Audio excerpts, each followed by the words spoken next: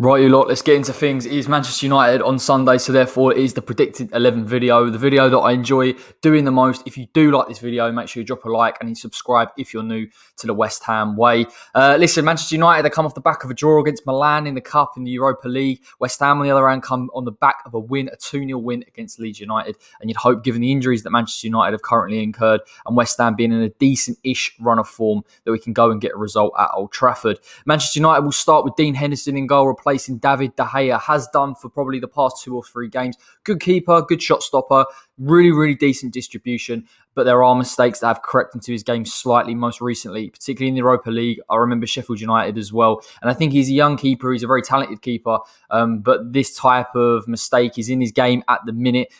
He's got a defence in front of him that I probably wouldn't trust him if I was a West Ham fan, and I guess he's sort of just getting those out of his game. He needs regular game time. He would have been in contention for me for the England squad, but I don't think he's had enough. He's not had enough game time regularly throughout the season in order to really compete for that spot, particularly with Jordan Pickford. So, by the by, he'll start for Manchester United on Sunday. Aaron Wan-Bissaka will come in at right back, has been there for the majority of the season. Very composed right back, really good one-to-one, really difficult to get past, will be a real test for West Ham. Going forward, he isn't the best, plays a little bit inverted. You think that, particularly with the way that Luke Shaw plays, Aaron Wan-Bissaka will look to try and get to the byline. Not really part of his game, not a real natural element for him. He's fantastic at defending, interceptions, tackling. That is his game. If West Ham are going to try and beat him, we've got to try and create overloads in wide areas. And I think that there's an element of risk to that. But I wouldn't fancy Pablo Fornals one-on-one with Aaron Wan-Bissaka. Maybe too much of a task for him. Right centre-back for Manchester United will be Victor Lindelof, probably coming in for Eric Bailly. Eric Bailly is the better centre-back for me. There's a lot of issues with Victor Lindelof in terms of mobility, decision-making. I think his aggressiveness in trying to win the first ball does leave space in behind, and it is something that I would like West Ham, and in particular Mikel Antonio, to exploit. For me, there's a generic issue in terms of the centre-back partnerships at Manchester United, in terms of organisation, when to squeeze the space and whether to sit in a narrow block. And I do feel that the fullbacks have been employed slightly narrower to support Victor Lindelof and Harry Maguire. And although Harry Maguire is probably the better of the centre-backs, again, there are fundamental coaching issues that you'd hope that West Ham can really take advantage of.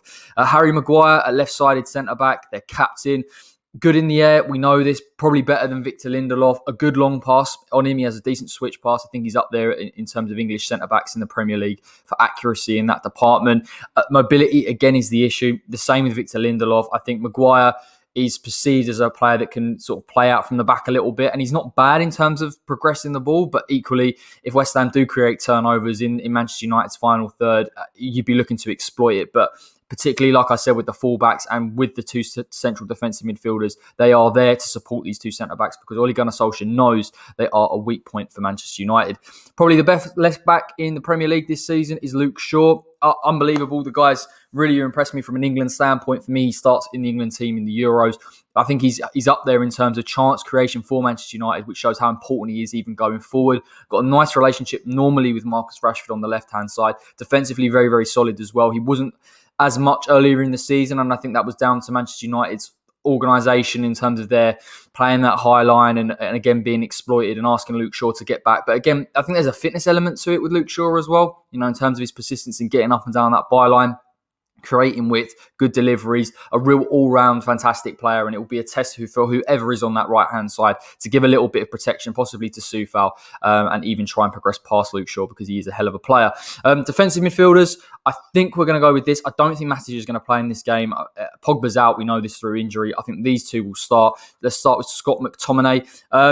He's not as bad a player as people make out. Yes, he's not on Declan Rice's level. The comparison was ridiculous in the first place. But he's got a really decent long-range pass on him. He's happy to progress the ball. Probably better as a number 8 than a defensive midfielder, but Ollie puts him in there for his aggressiveness, for his energy. And I do understand that, and they need protection, as I've spoken about with the 2 centre-backs, and McTominay fits that bill. Sometimes, whether it's him or Matic, will slot into almost a back 3 at times and allow the full-backs to progress. So that is a part of his play that he has developed in terms of that defensive awareness. It will make it difficult for West Ham to progress in central areas, given the energy that McTominay has, given his willingness to press as well as Fred alongside him. So again, there are issues there. You'd hope that West Ham can create overloads and can try and play in and around these 2 defensive midfielders. But if Manchester United do get back in that defensive shape, given how central it is, it will make it tough for West Ham to progress, and possibly we'll need the likes of Soufal, possibly Aaron Creswell, to get forward and try and split that back 4 apart.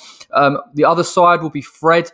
Fred's an interesting one. I don't think technically he's the best. Loses the ball a lot. I think he loses it. I think it's 10.4 average on average a game. He loses the ball, and that's a hell of a lot for a defensive midfielder. And that's where Manchester United problems have lied in terms of the quality in passing between the lines and keeping the ball. Unlike West Ham with Rice and Souček, the key area to remember with him is, unlike McTominay, he'll be the man to go and pressure. He's top of the pressure list for Manchester United currently, but he's 12th on that list for the least successful pressures. I think that's really, really important to remember here, because if West Ham do progress the ball in those central areas, and Fred will be the man to go out and try and meet it, we'll have ball players in there, possibly a side Ben Roma playing at number 10, that can beat that press. And if West Ham can beat that press, all of a sudden, then you're isolating the two centre-backs that we know have well-versed issues. So Fred is someone who I would look at as a little bit of a weakness in this Manchester United side. But again, it has to be on the transition, really, because I think once you get Fred and McTominay sitting just in front of those two centre-backs, it becomes very, very difficult to break down Manchester United.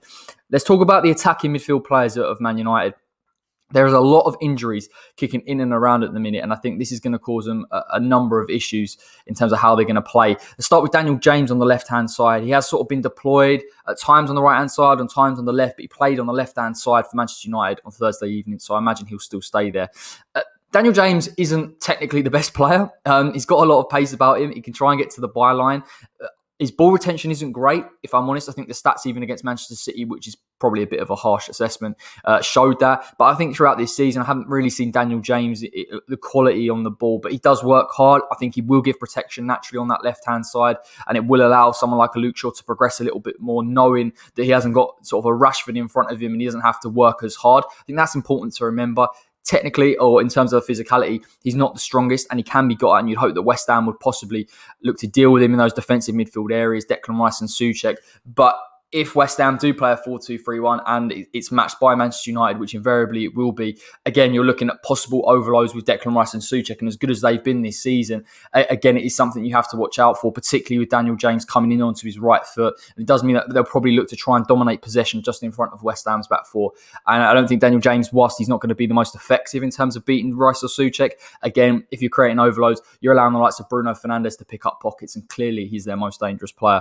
Bruno Fernandes as number 10, well documented in terms of his impact on this Manchester United side, probably, or will be up there certainly for Player of the Year. I think when you talk about Bruno Fernandes, it's easy to get pulled into this penalty, discussion, but he's a very, very technically adept player. There are a lot of errors at times. He tries to make worldy passes, 60-yard switch balls, but again, it's his persistence in terms of picking the ball up in spaces, his willingness, the freedom that Ole Gunnar Solskjaer gives him to come a little bit deeper and pick it up off a Scott McTominay or a Fred and carry the ball a little bit and start attacks. And that's where he's become pivotal in changing the way that Manchester United can transition. They weren't doing it effectively before he came in. Now he's almost that link between some of their quicker players. Possibly it used to be in the likes of Marcus Rashford and Anthony Martial. But we know his free kick ability. We know he can take shots from distance as well. We have to watch out for him and try and force him into those deeper areas. And we did do that, to be fair, in the last fixture. He was forced into his own half, but he was able to pick balls, particularly in between our two centre-backs when we progressed a little bit too high. So there is an area of risk that we have to be aware of. He's the player that can switch it for Manchester United. Did it in the Europa League as well for Amad Diallo, and that's definitely something West Ham should keep an eye on. I haven't got the graphic, but Mason Greenwood for me will start on the right-hand side. Good player, good on the left and the right. Fantastic shot on him. I'm surprised he plays on that right-hand side. I know he can cut into his left, and I think, like I've discussed, having two almost inverted wingers can create problems in central areas. But for me, Greenwood's more of a natural number 9. I think I'd be sitting here a little bit more concerned if he was starting in that 9 position, because I think he's got better movement than he's getting really credit for. And in transition, he's effective, because once he gets in front of goal, invariably he will get a shot on target. And I suppose West Ham can't switch off, but he's not necessarily going to pull to that right-hand side and hurt Aaron Cresswell. And naturally, because he's coming a little bit central, it's going to benefit Cresswell in terms of him. When West Ham create that narrow block and Cresswell always tends to get pulled into almost a centre-back position where he probably feels naturally more comfortable, I think that suits him massively. Without the width, and particularly with Aaron Wan-Bissaka possibly not progressing to the byline down that right-hand side, it helps West Ham and it helps that left that at times has been a little bit vulnerable this season. And on top, you'll have Diallo, who played on Thursday and got his goal, and it was a brilliant goal. And we know the talent that apparently he has, scoring goals for fun in the Manchester United youth side. Comes in, I think it was from Atalanta, 37 million they paid for the player. I can't comment too much because he's only clearly played in sort of spells for Manchester United. The one thing I'll say about that goal, really good movement from deep. And I think that's where West Ham need to be careful because he has natural pace, but he also has intelligence in making those runs. And that link up between him and Bruno Fernandes would signify a slight issue because I think West Ham are comfortable in a defensive block, but making runs from deep, they're very, very difficult to track. And listen, I think Manchester United, if they had Cavani, I'd be sitting here saying the same thing. The issue with Diallo is he's a little bit quicker than Cavani. And I don't think he's necessarily, I think he probably can transition effectively. But the fact that he showed that he could play, sort of break those defensive lines would be a slight concern for me if we do get in a defensive shape, if it's 1-1 or if it's 1-0 to West Ham. But that's my Manchester United predicted 11. West Ham predicted 11 will be Lucas Fabianski in goal. No surprises there. Signed a 1-year deal this week. Very, very happy with that. Would have liked to have possibly seen 2 years. He's going to have to switch on. I think Manchester United do lack a little bit of creativity, but they can break you down, particularly with Diallo, Bruno Fernandes, shots from distance. So he has to be concentrated for the entirety of those 90 minutes. And Fabianski has been very, very good this season at bursting into sort of a sharpness and an awareness when he has been called upon. I mean, I think that has been crucial in keeping West Ham in games or in keeping leads. So very, very happy to see him in the starting 11. Vladimir Soufal, right-hand side. Yeah, look, I think there is a slight. I think he'll be okay. I think he'll be okay in this game, if I'm honest. I think Luke Shaw's the problem. I'm interested to see that battle between him and Luke Shaw, knowing how far Luke Shaw will advance and look to create and try and get deliveries into the box. Soufal, for me, I'm very, very comfortable in, particularly against Dan James, because of the one-to-one ability. He's shown that even when he's beaten for pace, he's a defensive awareness, he's understanding, and being able to shepherd that ball out of play is what breaks down attacks. And I think Manchester United could get frustrated down that left-hand side, which will help West Ham massively. And I think if they had Marcus Rashford in here, I think it would be a really, really tough afternoon, particularly for Soufal and Declan Rice to protect that back four. But I feel a little bit more comfortable with the personnel that Manchester United are going to play. Craig Dawson at the right side of the centre-back. Yeah, brilliant player. We know set pieces, crucial in this game for someone like Craig Dawson, because Manchester United, as they showed the other night, are really poor from set pieces. They haven't switched on to the zonal marking system. For me, it doesn't work. I think we can force someone like a Dean Henderson into possible mistakes. He doesn't get enough protection. And I think what was encouraging, particularly about that Milan goal, was the slight bit of movement from the AC Milan defender. Craig Dawson will exhibit exactly the same thing. And if you do that in zonal marking, you're going to get, if you give Dawson a free header, again, I expect him to hurt them. The problem with him is Diallo. Diallo, the pace from deep. West Ham, those two centre-backs still need protection. And I think there'll be at times an opportunity for Declan Rice and Souček to progress and squeeze the play a bit on Manchester United and force him into a defensive shape.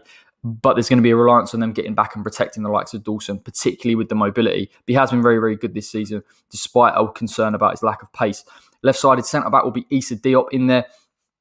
Again, I think I've been happy with Diop coming in recently, in recent weeks, 2-3 performances, other than the first half against Sheffield United. I think he's been okay. I think he's got a good relationship with Dawson, not as good as Bonner.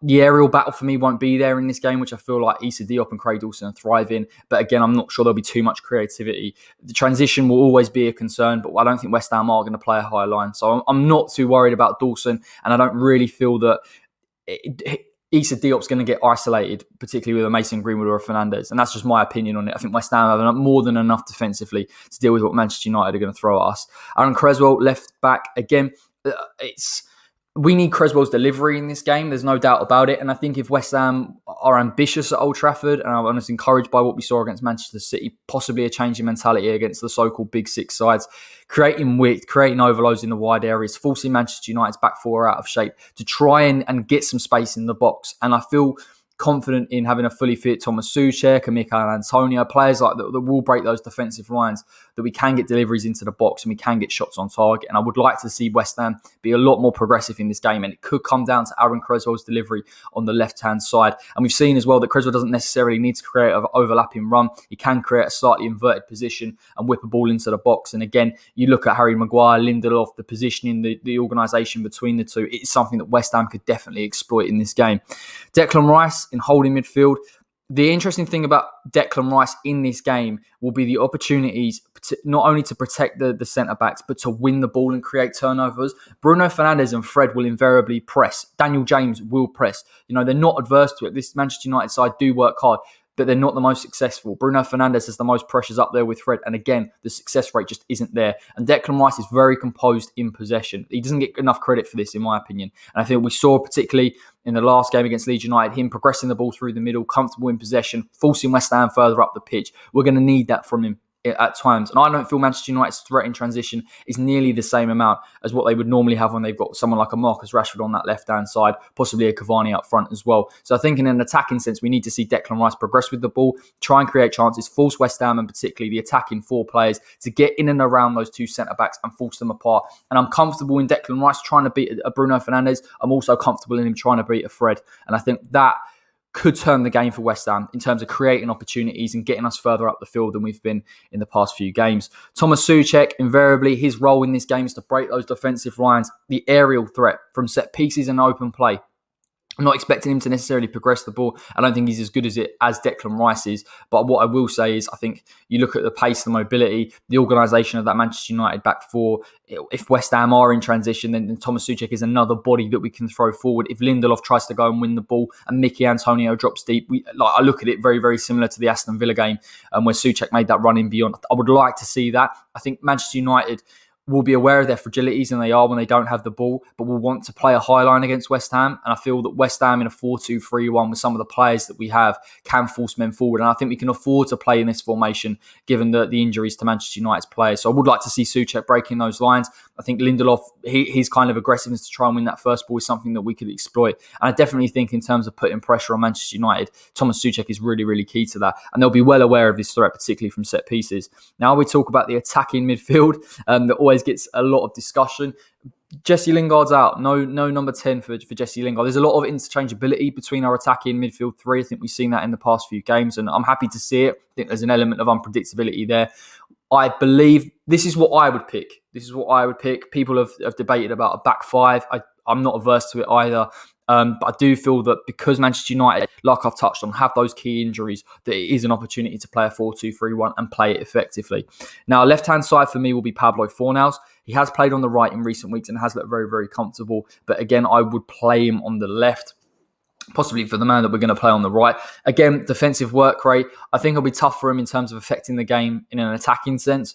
But if West Ham do attack and press, he's a man that you do need to press them and force Manchester United into issues. And I think there is a mistake in those Manchester United centre-backs, and Fornals can try and force out of them. But even positionally, I think if Pablo Fornals progresses enough and forces someone like an Aaron Wan-Bissaka back and forces him narrow, it will allow someone like an Aaron Creswell to get forward. And equally in transition, we know that Pablo Fornals protects Aaron Creswell a fair bit, particularly due to the pace on the right-hand side. But I feel like Manchester United, I'm not sure they have that. Mason Greenwood is relatively quick, but we talk about the fullbacks. Wan-Bissaka isn't going to do that job.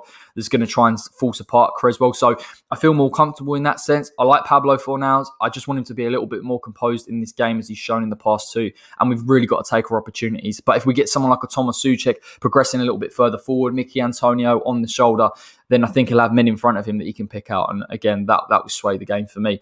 Saïd Benrahma will come into 10. I would like him to come into 10. Now, the reason why I say this is exactly the same reason why I think Declan Rice could be really crucial in manoeuvring the play in this game. Saïd Benrahma is fantastic in beating a man one-on-one.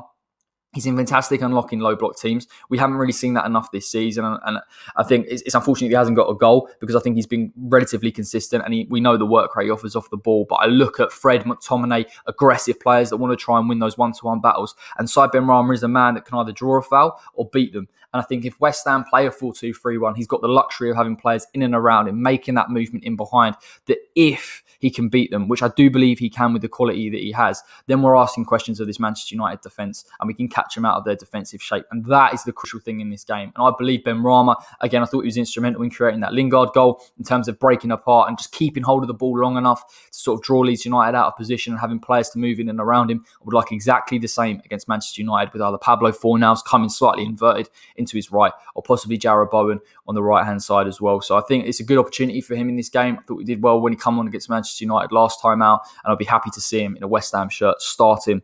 Right-hand side, Jarrod Bowen. Divides opinion probably past 2-3 months, I would say. And I think there's a lot of it's to do with his decision-making. I think we need Jarrod Bowen on the right-hand side for his athleticism and getting back to protect Soufal. And the reason why I say that is because Luke Shaw. And I think we have to nullify Luke Shaw. I think people will look at it and say, why would you why would you change your game plan to negate a fullback? But the reality is, if he's the man that's creating a lot of Manchester United's chances alongside Rashford and Bruno Fernandes, and if you're isolating Bruno to be the only man in West Ham's final third to create it, then ultimately I think we've got a good chance in keeping that margin relatively low and possibly nicking a win. So Bowen, for me, defensive work rate, he does need to offer more going forward. I say that, and he's still got an assist against Spurs. I just think having him in the side, it offers pace, willingness to get to the byline at times. We know he can come slightly inverted as well to create those overloads that I speak so highly about. And he can find space within the box. I just think maybe his form, his confidence possibly has gone a little bit awry. I've got no doubt about his quality. I think he just needs to add an element of consistency across the 90 minutes when he plays. And I think he will come into this game because Lingard is out. I would have said that it probably would have been Fornals right, Lingard centre, and actually not sure who would play on the left, to be honest. Maybe Ben Rama on the left. I'm not sure. But that's where I think that we possibly would have played. But Bowen coming in changes things and he'll play on the right for me. Centre forward, Mickey Antonio. Finally, we could finally see Miguel Antonio against Manchester United and that matchup between him, Lindelof and Maguire that we haven't seen. Now, I think he's the difference in this game. I don't think we could play 4-2-3-1 without Mikel Antonio because the reason is he can come deep, collect the ball, allow West Ham to progress a little bit further up, be a little bit more ambitious in this game, but he can also play on the shoulder. And in transition, we know that he's quality in terms of dragging the ball. What I really liked about that Leeds United performance was him coming to the left-hand side and allowing that attacking midfield to sort of become a little bit more introduced into play and get into attacking positions. And I think that's interesting to note that if West Ham do come up against the Manchester United side when they're set in a defensive shape, that Mikel Antonio has got that ability to do that simply Allaire or Yarmolenko never had.